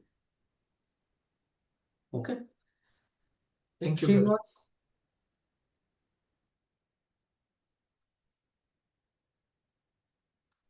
Srinivas, are you there? Looks like. Sir, we told that we said that consciousness is a thin film. Is it finite then? Subconsciousness and super consciousness are infinite, we told, and it's like a ocean or something. So now we are telling this consciousness is a thin film. Is it finite? I answered that question when the other brother asked. Remember, even in the term subconscious and superconscious, Okay. the term consciousness is there. Okay. So if you take consciousness as a whole, the subconscious, the consciousness, and the superconsciousness as a whole, this realm of consciousness is infinite. Okay. When you take all the three together, it is infinite. Infinite. All the three together. Yes. Just remember that. Okay. So don't get confused between the consciousness and the conscious. Okay. For example, we have a conscious mind. Conscious mind is like the RAM of a computer. You have the Okay. subconscious mind, which is like the ROM of a computer. You have a RAM and you have a ROM. Both are there. Okay. Now, in our system, of course, we can change the RAM, we can also change the ROM. In meditation also, we change the RAM and the ROM. By the work of the meditation, we change the capacity of the RAM also, ROM also. Okay, so just keep that in mind. Unlike where two things have been done to change the RAM and the ROM separately, in meditation, the same activity of meditation itself actually changes the capacity of the RAM and the ROM simultaneously. Okay. So our objective is to reduce that subconscious from infinity to infinite to finite, is it? I mean, the thoughts or impressions, something like that, and expand in the super conscious. This one. Our objective is to expand both into the subconscious and into the superconsciousness. Both. So that the entire realm of consciousness now comes into your conscious awareness. Okay. Okay. That is what we are doing. So we are expanding simultaneously into the subconscious and the superconscious. Okay, brother. Okay. Thank so, you. Daji says that it's like if you take this is the thin film, it expands in either direction simultaneously. It's like opening the door. If you go to a hotel where there's an automatic door, no? Automatic door opens in either way. So likewise, the consciousness field, which is this like this, it expands in either direction. It expands to the subconscious also, it expands to the superconsciousness also simultaneously. But the expansion to the subconscious is felt much more easily because we are well versed with it. But the expansion of the superconsciousness takes some time for us to get to know about it. That's all it is. Okay? Okay. Thank you, brother. Okay. Girish Babu? Brother, you mentioned word sensitivity. How to improve the sensitivity, brother?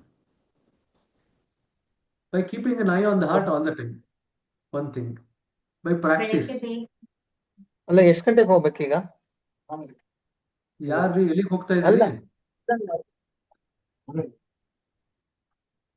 So by practice, by having interest, by developing craving, by developing clarity about the goal, by maintaining awareness. So there are multiple factors that need to be taken into account. Remember one thing, whatever we are interested in learning, we actually develop it.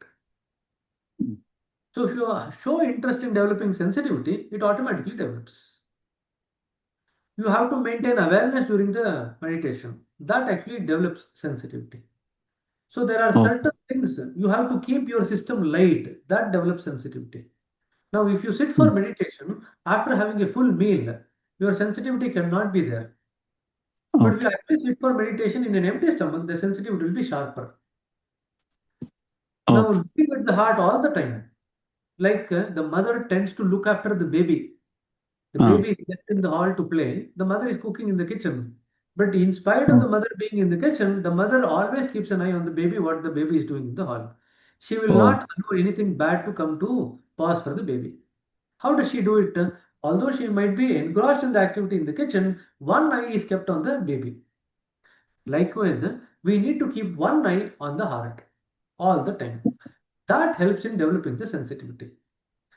Many people are of the opinion that only at the end of the meditation we get a condition. No, condition can descend at any point of time. The movement in the chakra can occur at any point of time. If you read the spiritual anatomy, Darji talks about the journey from the third point to the fourth point while being in a music concert, not when he was meditating. Darji had gone to a music concert with the Chariji, and that is where the work of the movement from the third chakra to the fourth chakra occurred. Now, how did Darji know about it? Because he practiced of keeping an eye on the heart all the time. That's how they could feel. Okay. Okay, but it's a Right. very good question. There are multiple things that the Abhyasi can do. There are multiple things the perceptor can do. So in answer, once you become a perceptor, the answer will be slightly different. Because there are many things the perceptor can do to actually increase the sensitivity in the Abhyasi. Okay. While taking the individual sittings, we can request them to make this sensitivity improve. Is it That possible? many of the perceptors actually take note of that. They have automatically work without any telling you. But you need to look for evidence that it's manifesting. Okay. Right, brother. Thank you for the information. Yeah. I'll try to do it. Piyush?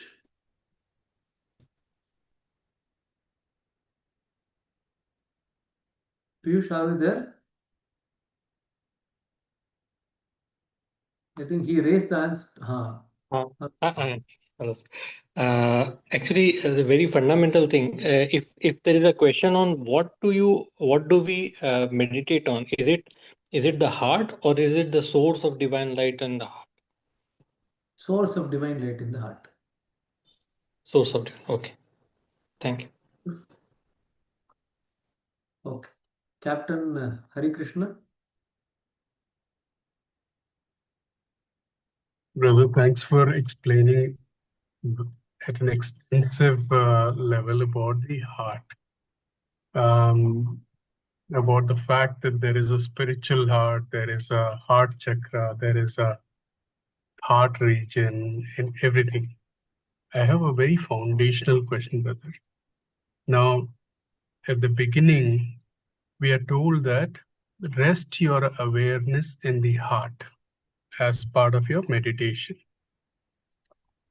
Also, there have been many instances where I've heard many prominent people, including Joshua Pollock himself, talk about that. Rest your awareness in the general area of the heart. That is around the entire area of heart, lungs, and things like that. Then there is also the fact that the points, the crucial points, like the point B, C, A, D, are all around the left side, which is where the physical heart is.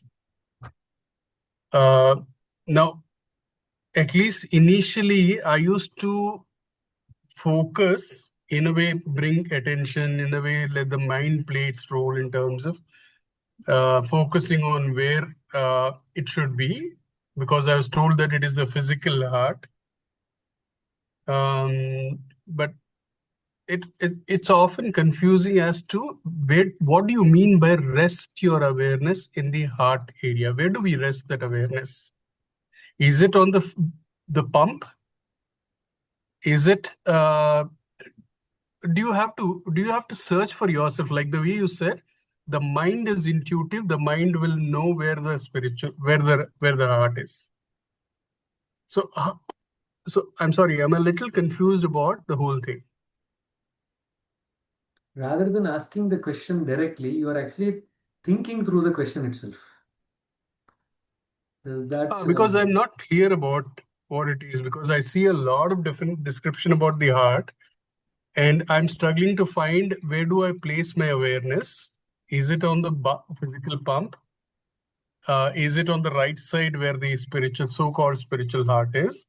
Or is it in the general area of the heart? For example, many times 1 minute, 1 minute. I in think meditation, enough without of any the question. effort, Brother, enough of the question. We'll just try to answer that now. can't hear you, brother. We'll try to answer that. So, lot of pondering has gone on. So, when we say it is not even awareness, you start with attention. We say bring the attention of the heart, attention of the mind on the heart. So, when we use the word heart there, it is in the context of lower left side of the chest, where the first point and all the sub points are around. That is where you actually bring your attention on and you rest it there in that area without necessarily worrying about any particular point. What happens in meditation is you start with attention, gradually you drift into awareness of that place where the work is occurring. That is what happens in meditation. Say, for example, you start with attention on the lower left side of the chest. But suppose the work is occurring in the fourth point. Your awareness automatically goes to the fourth point. So you will pick up things, what is happening in the fourth point. You will say, I felt pressure, or I felt vibration, or if I felt movement, something you will say on the fourth point. So you start with attention, but then gradually you drift into awareness. When you become, see, attention has some element of effort involved. Awareness has no element of effort involved. We had spoken about it in one of the last sessions, about the driving that we had spoken about.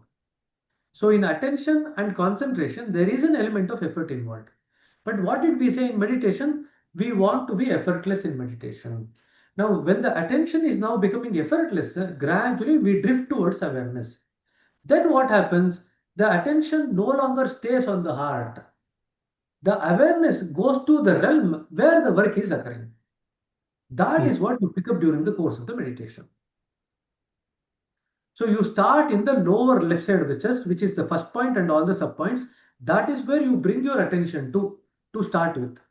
Then gradually you drift into awareness of where the work is occurring.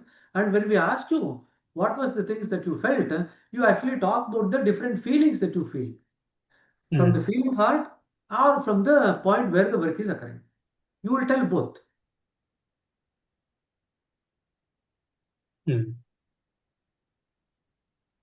So you start with attention, you go to awareness.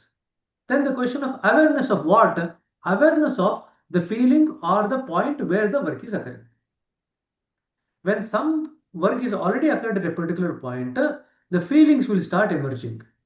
When the work is not yet reached that level where the feeling can emerge, all that you will feel is that there is some pull or force or vibration at that particular point. That is what you will feel. And that is what you will actually report as well. And for that, you require awareness. If you are not aware, you are going to not be able to pick up all these things that is happening. That's why we say, be aware. Thank you, brother. I'm able to correlate with my own experience. Our resting state is always awareness. When we want to pay attention, we actually have to put in a bit of effort. And you put a bit more effort, it becomes concentration. So from awareness to attention to concentration, the difference is more amount of effort, more amount of time, and suppression of other things. In attention, you don't suppress anything. But in concentration, you suppress the things, everything else apart from the object that you have actually concentrating on. So these are three subtle levels that we actually pass through every day, but we don't necessarily catch the difference between these three. So go back to the driving example that we spoke about last session, one of the last sessions, where when you start the driving, you pay attention to the road, that nobody is there in front of the vehicle that you're starting. But as and when you continue to drive, you gradually drift into awareness, where you are aware of which vehicle is coming on this side, that side, back, front, who is coming across the road, who is talking, which streets are open, the music, the talk, everything you are aware. That is what happens. That's exactly what happens in meditation. You become aware of all the things that is happening in the journey of meditation at different points. So thanks very much, brother. So I hope when you do meditation tomorrow morning, you please notice this. You drift from attention to awareness. And you know, there are only 2 steps after that. From attention, you drift to awareness. From awareness, you drift to conscious existence. From existence, you go into a state beyond existence and non-existence, which is the center. That's all, only 3 steps. It's very easy in our system. From attention, you go to awareness. From awareness, you go into existence. From existence, you go to the center. That's all it is. Okay. So more on that in some other session. Okay, Pa. Thank you for your question. Prasad? Namaste, brother. A small confusion, need clarity from you. So we meditate, source of divine light attracts us inwardly. Correct. But during this today's session, in the slide, somewhere it is mentioned, divine light takes us to the source. Correct. To start with the divine light, gradually the divine light conflict. takes you to the source. Yeah. Somehow I feel the contradiction. Where is the contradiction? Source of divine light attracts us inwardly. Correct. But in the slide, divine light takes us to the source. It is a source or divine light which takes us. There is a source, there is a divine light. Yes. You give the suggestion at the start of the meditation that there is a source of divine light in us and it is attracting us within. In other words, you are reminding the mind of the goal of meditation. Why are we meditating? We are meditating to go to the source of the divine light. That is our goal. On the way towards the goal, the first thing that we catch hold of is the divine light. So the divine light is the light through which we actually journey in order that we actually go towards the soul. Now, you are thinking that it's like only one directional flow. Remember, the spiritual journey is a bidirectional flow. As much as we are trying to go towards the source through the divine light, the source is also attracting us by its pull. So there are 2 forces which are actually helping us go towards the source. Why do we use the divine light? We have already explained in the slide. Because we cannot conceive of the source itself, we use the divine light as an alibi. But initially we journey through the divine light. When we use the word that it is the divine light which actually takes us to the source, it doesn't mean to say contradict that the source cannot pull you. That's why we say that when you take one step towards the divinity, the divinity takes 2 steps towards you. It's like a mutual attraction. That is what happens. Initially, we use the divine light to go towards the source, and the divine light helps us. It is the journey through which we pass through divine light. Now, you might wonder, what is this divine light? What is this source and what is this divine light? I think once you become more clear about what is this divine light and what is this source, it becomes easier to understand it. But don't be under the impression that it's only through the divine light that we are passing. It is the source also which is actually pulling us. So both the forces are involved. One is the journey that we are undertaking both by the self-effort and by the help of the transmission towards the source that we are going. Where are we traveling? We are traveling through the divine light. At the same time, the source also is kind of pulling us towards itself. So we come under the influence of the source more and more until we actually establish ourselves in the source ultimately. That is what will happen eventually. So as far as I am concerned, I don't see any contradiction. Yes, but if you take that it's only through the divine light that we are passing and the source has no impact on our journey, then it appears a bit contradictory. But remember that the source is also pulling us. God is as much eager for the soul to come back to his home as much as the soul is eager to go back to the realm of the God. Both are working simultaneously. Thank you. Thank you, brother. Okay. Maheshwar? Namaste, brother. I wanted to know psychologically, in psychological science, is there anything like superconscious and subconsciousness? Subconsciousness is there. We use it in psychiatry also, psychology also. Superconsciousness is not a term that we use in psychiatry or psychology. But you might be surprised to hear that the concept of universal consciousness is also there in psychology. The concept of universal consciousness is there. The concept of individual consciousness versus universal consciousness is also there. It is called as a different term. It is called as collective consciousness. So there is another super, term to confuse. yes. Go ahead. Superconscious is something is going to happen. We understand something like that. We will be aware of something is going to happen in future, something like that. Before we proceed further into the concept of superconsciousness, I want you to read the Heartfulness Way. I don't know whether you people have read the Heartfulness Way in terms of trying to grasp the concept of superconsciousness. My suggestion is please read the Heartfulness Way and then bring this question on superconsciousness in the next session after having read it. So you will have the base material after which we can clarify. Okay, brother. Thank you. Because otherwise it will be a difficult thing to grasp immediately. You require a bit of reading and pondering. That gives the base. And then once it is clarified, you will develop a bit of clarity on that. Okay? Thank you. Venkata Subhashini. Namaste, brother. Namaste. Face-to-face sitting when I'm taking, there is no thoughts at all. Just one beginning, it will come. After that, I don't know what happened that time. And the preceptor says to me, that's all. Then I was immediately, before that, I was awakened state. So she asked me what happened, how you felt. I just say, I don't know what happened. Deep in that, I said. Then now you say, this is one point where I want to know whether I am sleeping state or absorption state. I want to know. And one more thing is how to use our mind to become aware in that meditative state. Okay. So difference between the sleep state and the absorption. Yes, brother.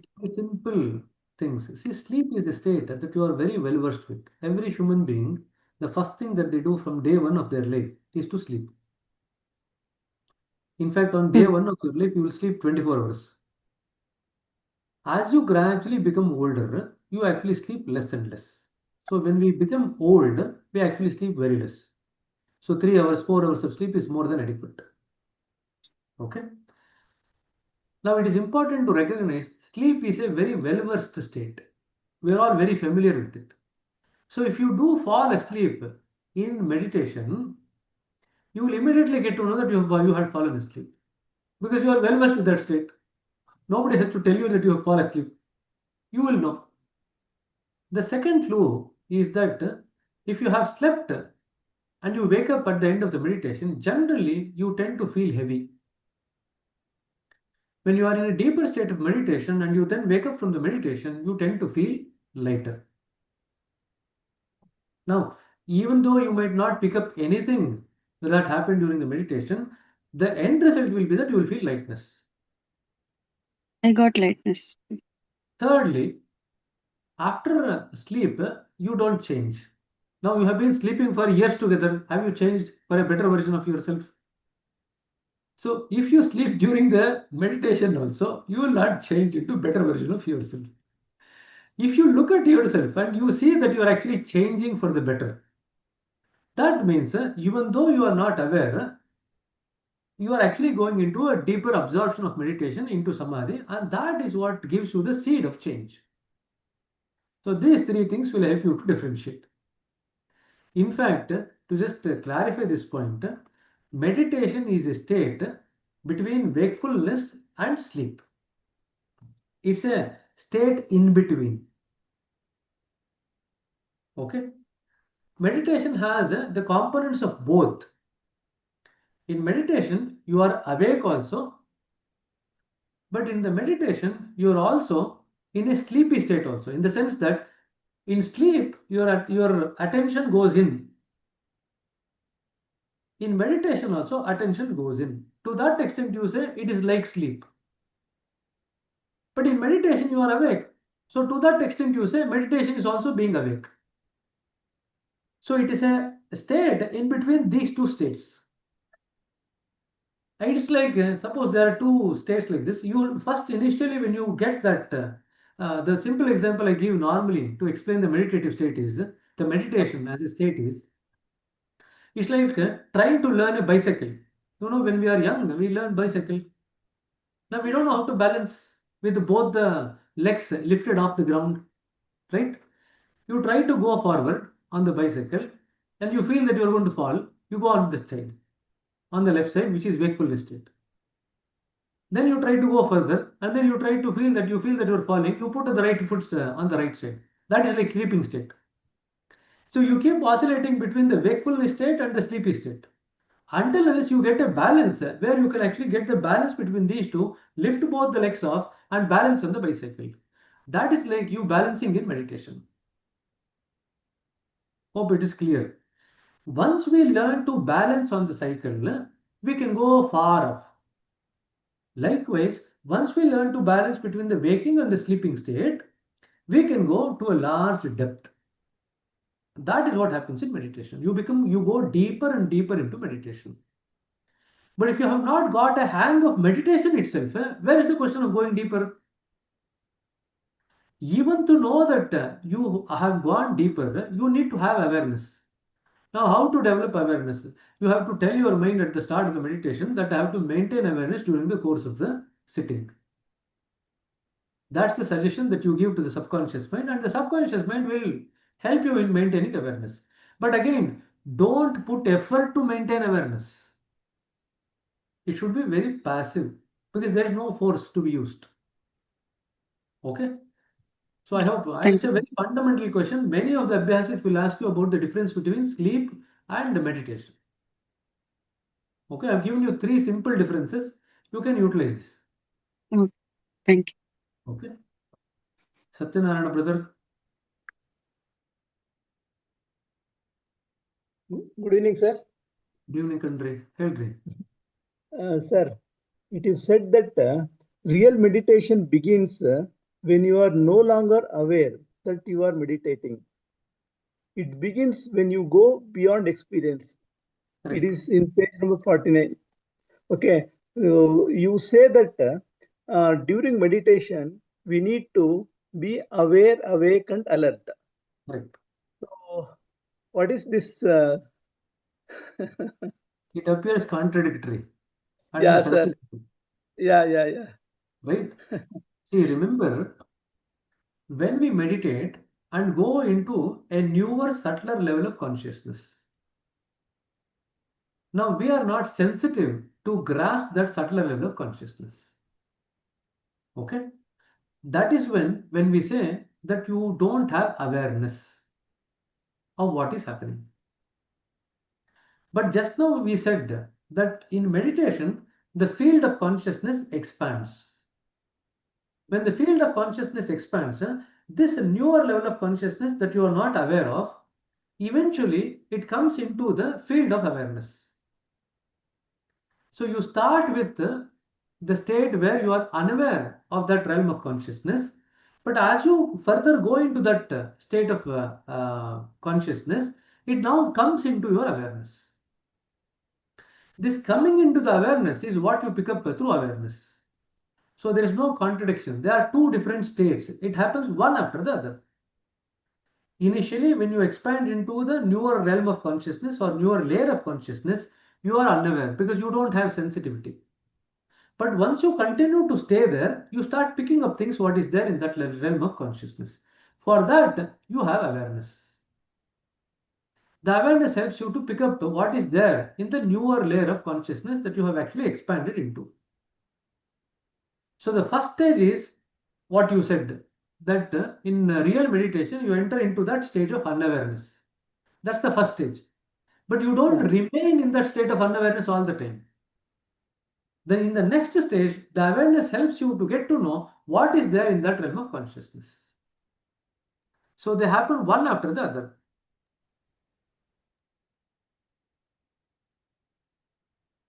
If throughout Okay, the sir. course of meditation, Mhm. we are supposed to be unaware, what's the point of writing spiritual anatomy at all? What's the point of describing all the conditions at different points at all? The Yes, whole sir. point of writing these conditions is that it can be experienced through awareness. Initially, Okay. you might not be aware, but eventually you will become aware. Okay. Okay. So it Eventually, we happens will one become after the aware. other. Okay. Okay. So you Okay, pass through a realm, a phase of meditation where you feel everything is unaware. You don't know what is happening. Then you pass through a phase where you have awareness of what is happening, what is the feeling embedded there. Then again you pass through another phase where you are totally unaware. You feel lost. Again, you feel that you are having awareness of what is happening there in that newer realm of consciousness.